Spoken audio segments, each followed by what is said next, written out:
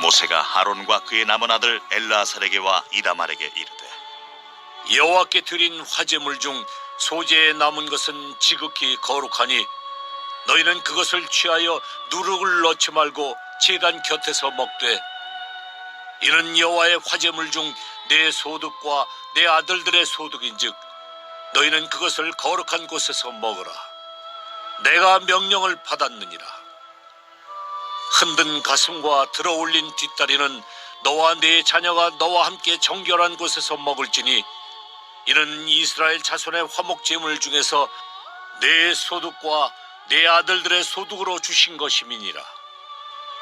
그 들어올린 뒷다리와 흔든 가슴을 화제물의 기름과 함께 가져다가 여호와 앞에 흔들어 유제를 삼을지니 이는 여호와의 명령대로 너와 네 자손의 영원한 소득이니라.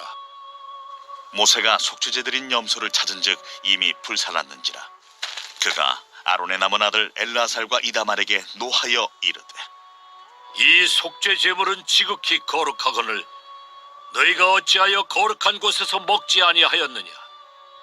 이는 너희로 회중의 죄를 담당하여 그들을 위하여 여호와 앞에 속죄하게 하려고 너희에게 주신 것이니라. 그 피는 성소에 들여오지 아니하는 것이었으니 그 제물은 너희가 내가 명령한 대로 거룩한 곳에서 먹었어야 했을 것이니라. 아론이 모세에게 이르되 오늘 그들이 그 속죄제와 번제를 여호와께 드렸어도 이런 일이 내게 임하였거늘 오늘 내가 속죄 제물을 먹었더라면 여호와께서 어찌 좋게 여기셨으리요. 모세가 그 말을 듣고 좋게 여겼더라.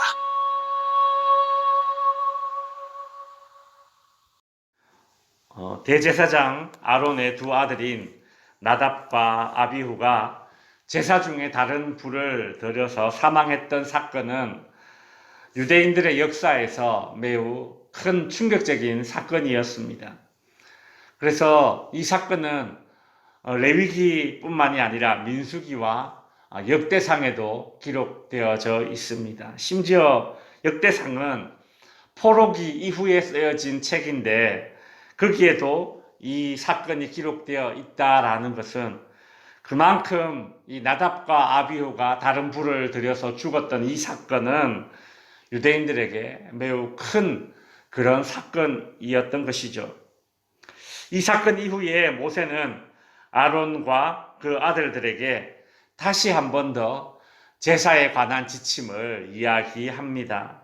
12절에 보시면 모세가 아론과 그 남은 아들 엘르아살에게와 이다말에게 이르되 이러면서 이제 제사에 관한 규례를 다시 한 번 더 설명을 하죠. 모세는 제사장들이 이전보다 더 엄격하게 제사 규례를 지켜야 한다. 그렇게 이제 생각이 들었던 것입니다.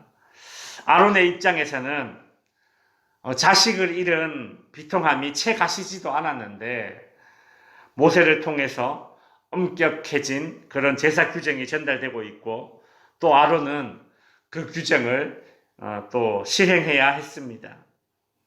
아론의 두 아들은 죽었지만 제사는 계속되어야 했기 때문입니다. 제사장들에게 전달되는 엄격한 지침은 무엇입니까? 12절, 13절에 보시면 소재물 섭취에 대한 지침이 주어지고 14절, 15절에는 화목제물의 섭취에 대한 지침이 주어집니다. 한마디로 요약하자면 제사를 드리고 제사장의 몫으로 주어진 그 제물을 남기지 말고 거룩한 곳에서, 즉 제단 끝에서 다 먹으라 라는 그 말씀입니다. 그런데 16절에 보면 모세가 속죄제 염소를 찾은 즉 이미 불살랐는지라 그가 아론의 남은 아들 엘르아살과 이다말에게 노하여 이르되 이 속죄제물은 지극히 거룩하거늘 너희가 어찌하여 거룩한 곳에서 먹지 아니하였느냐라고 말합니다. 앞선 레위기 9장에서 살펴보았지만 속죄제는 두 가지가 있는데 하나는 제물을 전부 다 불태워서 없애는 속죄제가 있고 다른 하나는 제물의 일부를 불태우고 나머지는 제사장이 다 먹어서 없애는 그런 속죄제가 있습니다. 모세가 찾은 것은 제사장들이 다 먹어서 없애야 하는 염소 속죄의 제물인데 근데 그것을 다 태워서 없애버렸던 것입니다. 다른 불을 들여서 두 아들이 죽었는데 바로 그날에 또다시 규정이 어겨진 것입니다. 그러니 모세의 분노는 나름 정당한 것이죠. 아론은 왜 자신이 이 제물을 먹지 않았는가에 대해서 이유를 말합니다. 19절에 보시면 속죄제와 번제를 여호와께 드렸어도 이런 일이 내게 임하였거늘 오늘 내가 속죄제물을 먹었더라면 여호와께 어찌 좋게 여겼으리요 라고 말합니다. 이게 무슨 뜻입니까? 나답과 아비후가 죽은 상황에서 형제의 죽음 앞에서, 자녀의 죽음 앞에서 남은 이 나머지 제사장들이 그 차마 속죄제의 남은 제물을 먹을 수 없었습니다. 먹는 것이 고역이었을 것입니다. 이것이 하나님께도 기쁨이 되지 못하였을 것이라 그런 생각을 했던 것이죠.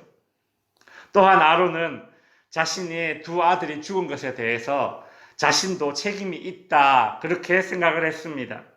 그래서 두 아들의 잘못에 대한 죄책감과 그리고 슬픔의 마음을 갖고 있는데 아론이 백성의 죄를 담당하는 속죄제 고기를 먹는다면 그것은 하나님께서도 기뻐하시지 않을 일이다. 그렇게 판단을 했던 것이죠.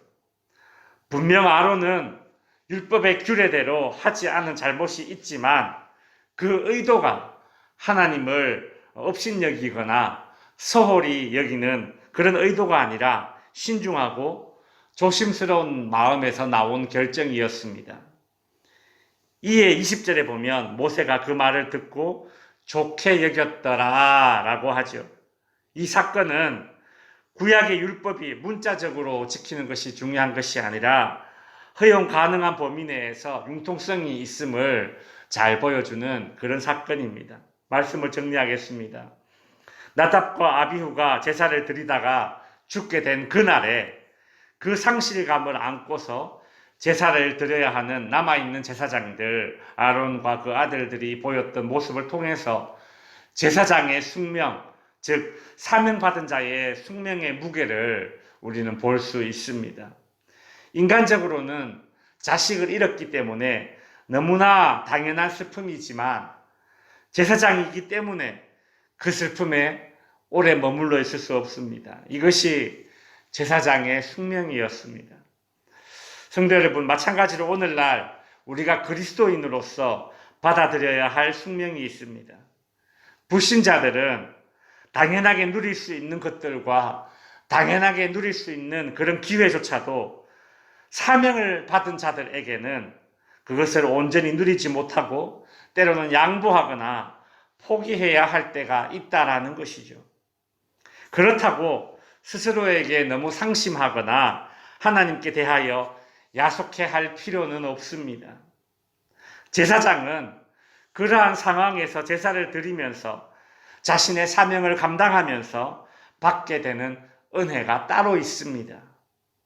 그리스도인들은 사명을 감당할 때에 받게 되는 은혜가 있습니다. 특별히 상처 입은 사명자들, 예배 가운데 폭포수같이 부어지는 그 은혜를 경험하게 될 것입니다. 이것은 남들이 절대 모르는 은혜입니다. 하나님과 나만이 아는 은혜입니다. 그 은혜가 상처 입은 사명자를 다시 일으키고 회복시키고 다시 사명을 붙잡고 일어서게 하는 것입니다. 속죄제 제물이 규례대로 처리되지 않은 이 사건을 놓고서는 아론이 두 아들의 행동을 변호하고 또 이를 듣게 된 모세가 아론의 해명에 이해와 공감을 표하는 모습을 볼 수 있었습니다. 모세는 율법을 기계적으로만 지켜야 하는 죽은 문자가 아니라 살아있는 하나님의 인격이 되게 하였습니다.